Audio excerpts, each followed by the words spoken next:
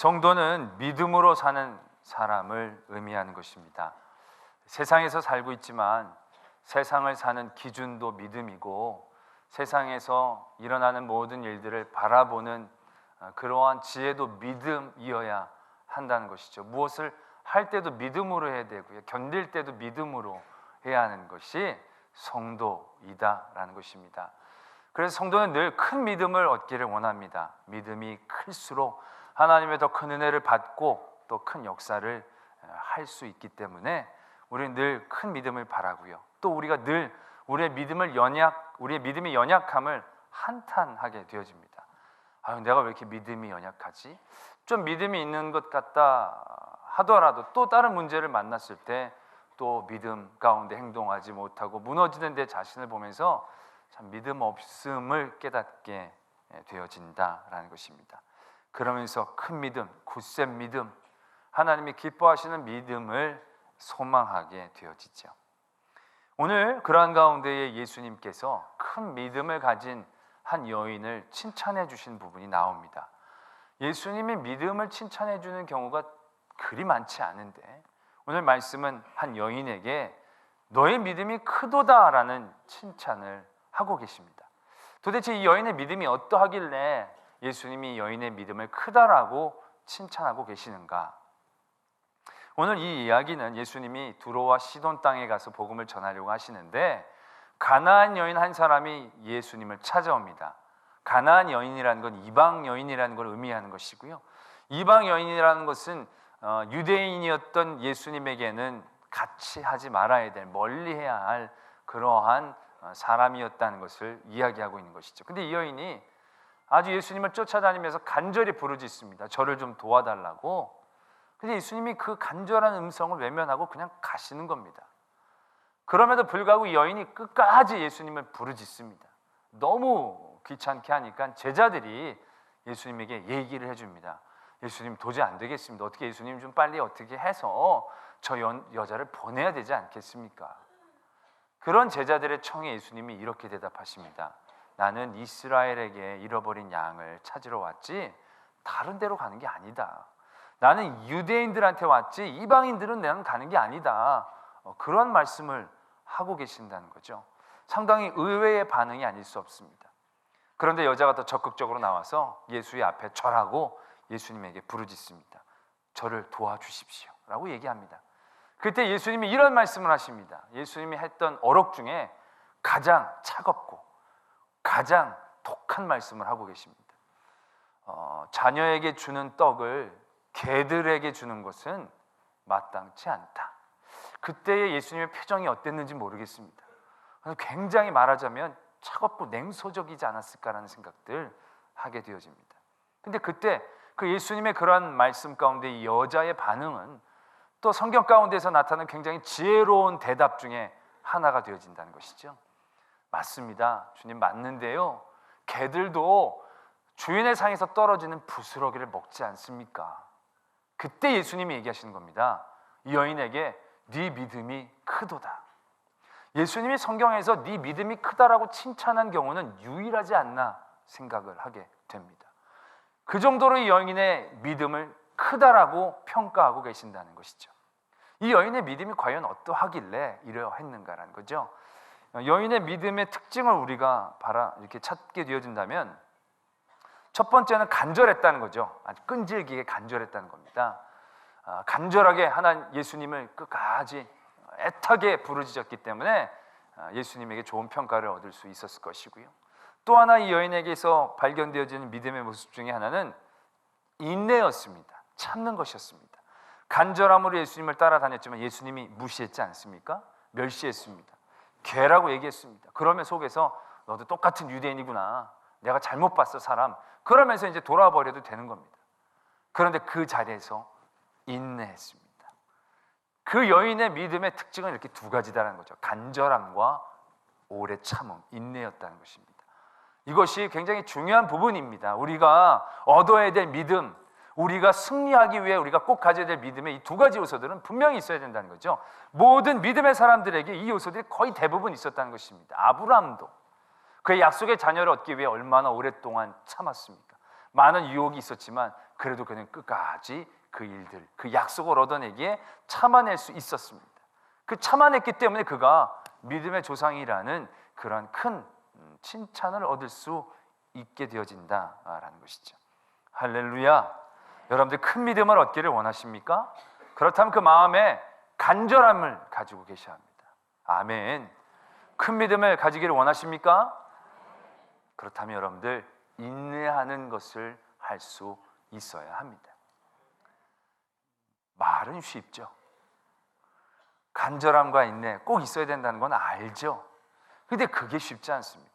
오늘 보면 여인의 간절함, 솔직히 이 간절함은 사랑으로부터 나온 겁니다. 자기의 딸, 사랑하는 딸이 아프기 때문에. 이 간절함은 솔직히 우리가 마음대로 만들어내기보다는 우리의 상황과 환경 가운데 하나님께서 기도를 시키실 때 주어지는 조건일 때가 많이 있습니다. 그래서 우리는 굳이 간절하지 않으려고 해도 간절함이 늘 생겨나서 기도할 수 있게 되는 조건들은 하나님이 만들어 내십니다. 그러니까 간절함이라는 조건 솔직히 우리가 그렇게 크게 막 애쓰고 노력하지 않아도 되어지는 그런 부분들이 많이 있는데, 이 인내하는 부분은 좀 얘기가 다릅니다. 이거는 우리가 분명히 그렇게 해야 될 부분인데요, 쉽지 않습니다. 참는다는 거, 견딘다는 거, 인내한다는 거 몰라서가 아니라 참고 싶죠. 견디고 싶죠. 그러나 순간순간 욱욱 하면서 올라오면서 내가 해내지 못하는 그런 모습들을 발견할 때마다 우리는 실망하죠. 견뎌야 되는데, 좀 기다려야 되는데 그 기다리지 못하고 서두르고 인간적인 방법으로 해버리고, 그런 많은 경험들 가운데 우리는 오래 참음이나 인내가 나랑은 굉장히 거리가 먼 단어처럼 생각하게 되어지고, 이건 나면서부터 얻게 된 어떤 성질이 아닐까라는 생각도 하게 되어진다는 것이죠. 그러나 오늘 이 여인이 이렇게 오래 참을 수 있었던 그 여인의 마음 가운데 있었던 또 다른 중심이 있었다는 거죠. 그것이 오늘 우리가 분명히 도전받아야 될 부분입니다. 이 여인이 예수님이 멸시를 했는데도 참고 따라갑니다. 자녀에게 주는 떡을 개에게 주는 거는 옳지 않다라는 아주 모멸스러운 말을 던진다는 거죠. 근데 그 여인이 참아냅니다. 어떻게 그 여인이 참아낼 수 있었습니까? 그 여인이 개가 되어질 때 참을 수 있었습니다. 그 여인이 자녀였더라면 참지 못했을 것입니다. 그러나 그 여인은 자기가 개임을 인정했습니다. 오늘 이 여인에게서 우리가 받아야 될 힘이 바로 그겁니다. 이렇게 오래 참을 수 있었던 이유는 그의 성품이 좋아서 뭐 이런 게 아닙니다. 그가 자신을 낮출 수 있었기 때문에 가능한 일이었다라는 것입니다. 오늘 이 예수님이 여인에게 칭찬한 이 큰 믿음의 가장 핵심적인 요소가 바로 무엇인가? 그것은 자신을 낮출 수 있는 믿음이었다라는 것이죠.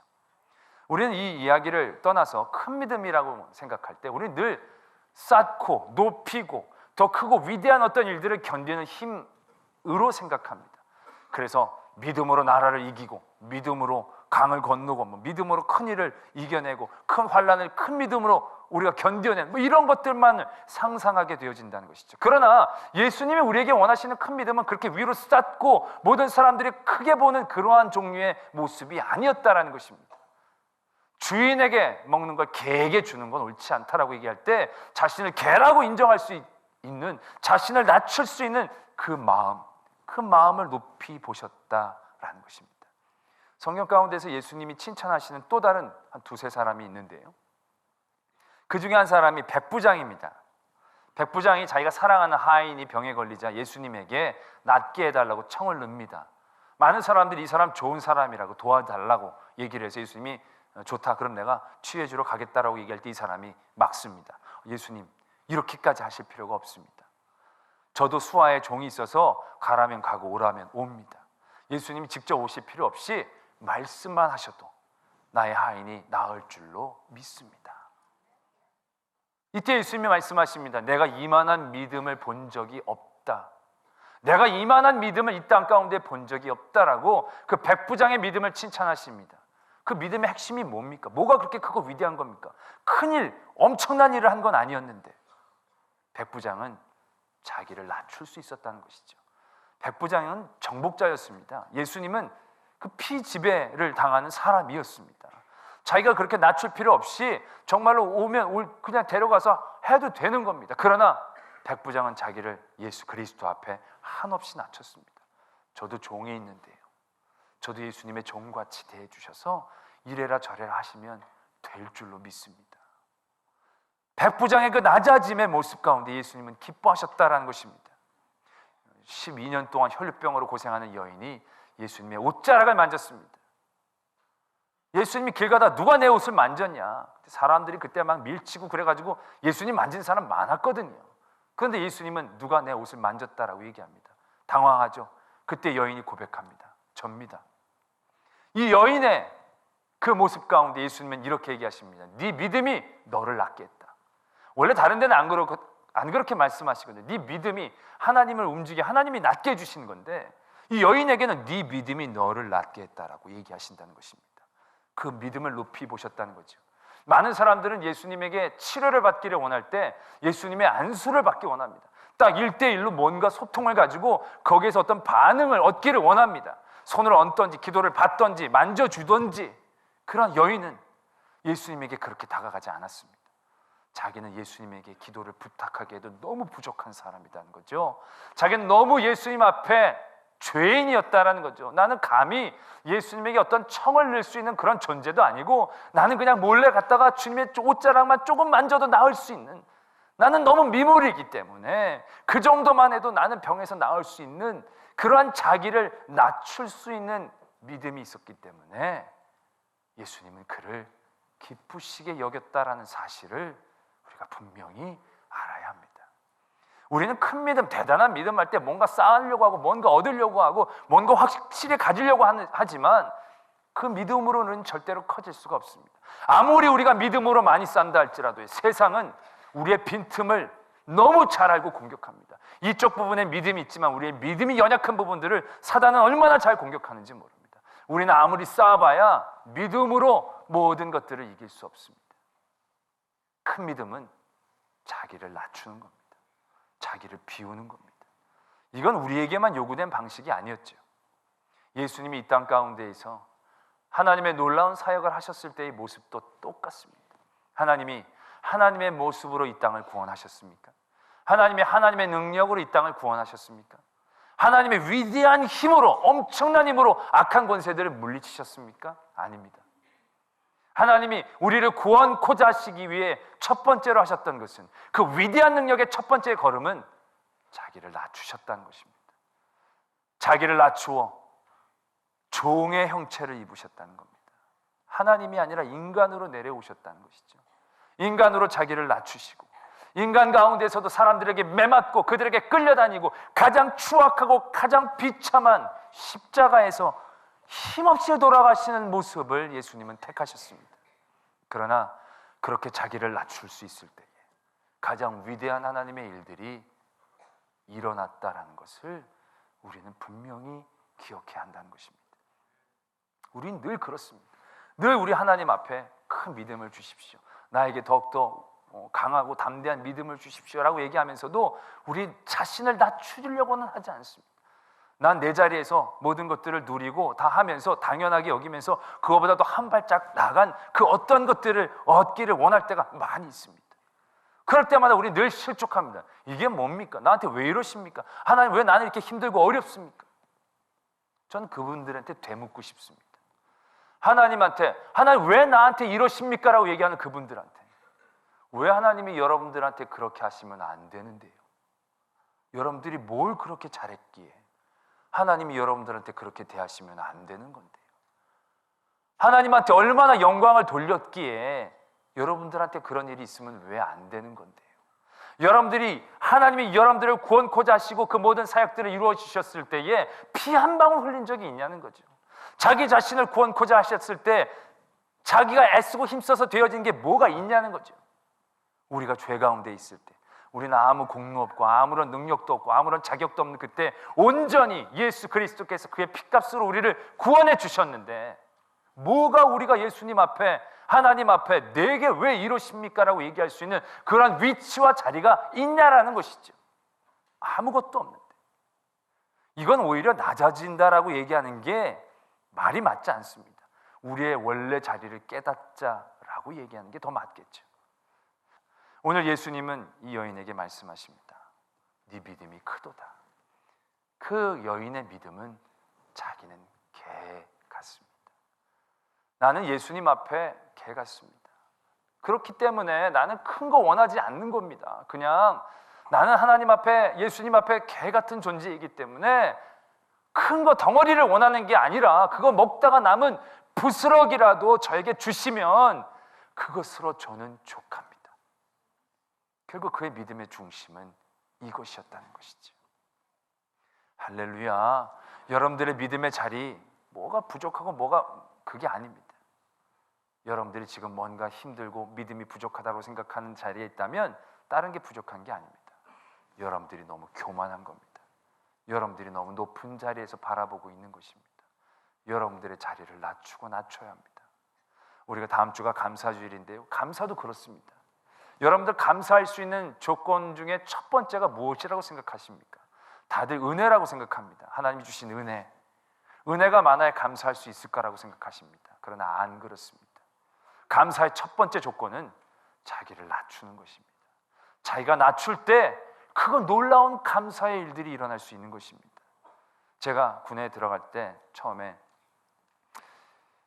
하루에 한 가지씩 꼭 감사하자 그랬어요. 워낙 군대 들어가는 게 감사한 게 없으니까, 끌려 들어간 것 같으니까 꼭 감사함으로 회복하자 그랬는데 한 셋째 날, 넷째 날까지는 감사할 게 뭐 있습니다. 이것저것 뭐 적었습니다.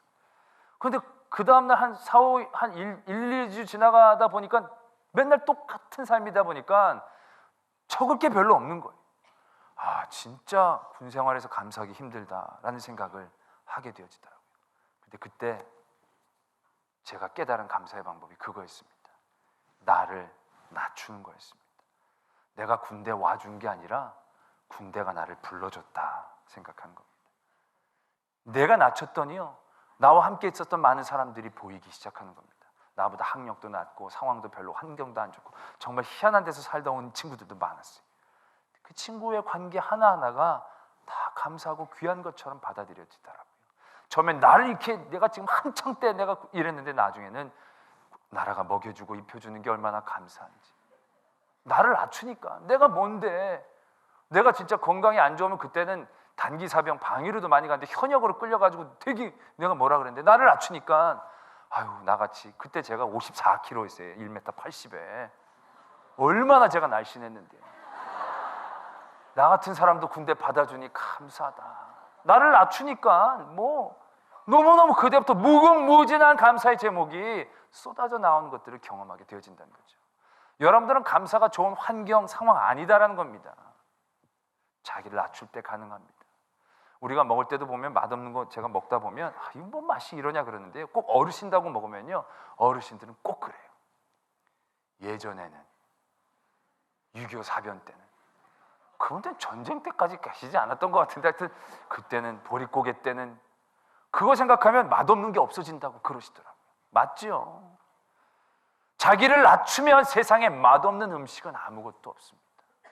세상에 자기를 낮추면 자기보다 못한 사람 아무도 없다라는 것입니다.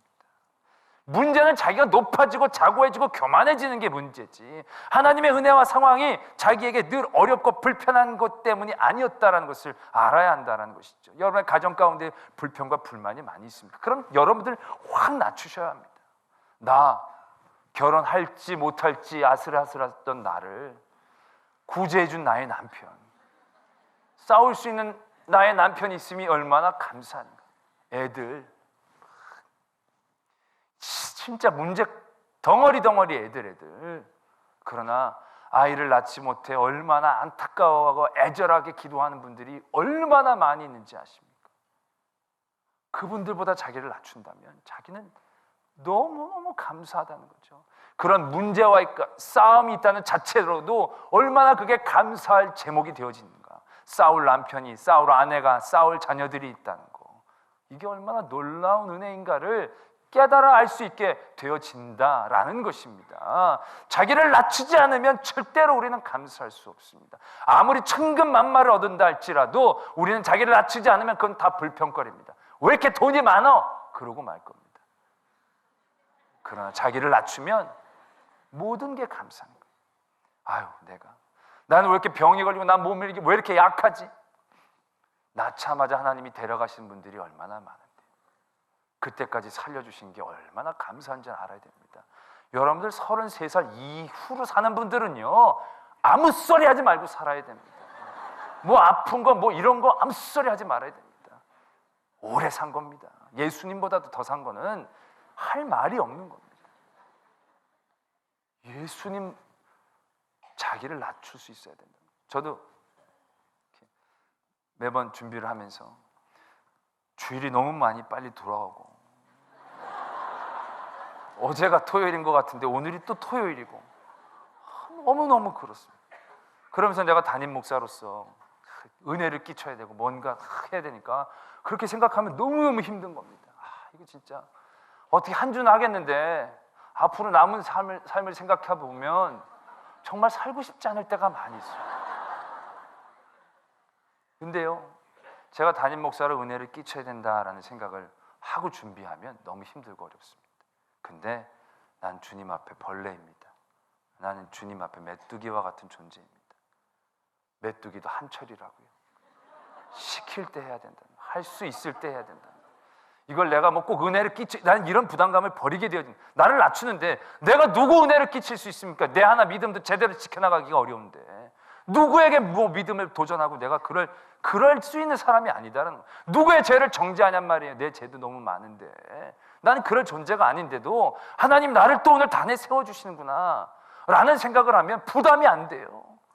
설교 준비 잘해야 되겠다는 생각도 안 들어요. 그냥 가서 시간만 때우면 되지 뭐.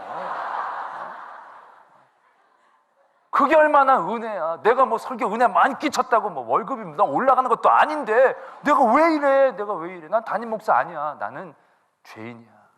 나는 아무것도 아니야. 그렇게 낮추면요, 엄청 마음이 편안해지고요, 엄청 주일이 기다려지고요, 절대로 하나님이 뺐을 때까지 마이크를 절대로 놓지 말아야 되겠다. 만 자신감도 생긴다라는 거죠. 그런 경험을 힘들 때마다 내 자신을 낮추면요, 너무 세상이 달라지더라고요. 너무 감사하더라고요. 누군가 나를 괴롭히고 나를 어지럽히고 막 나를 신경들나게 만드는 때도요, 뭐 저런 사람이 다 있어 라고 생각할 때도 내가 그 사람보다 낮아지면요 별로 화가 안 나요. 저 사람은 나보다 나아. 저런 일 갖고 신념 있게 저렇게 계속 못되게 구는 거 쉽지 않은데 훌륭해. 내가 보면 어떻게 저럴 수가 있지 생각해보면 참을만 해요. 참아줘요. 그리고 좋아지게 되기도 해요.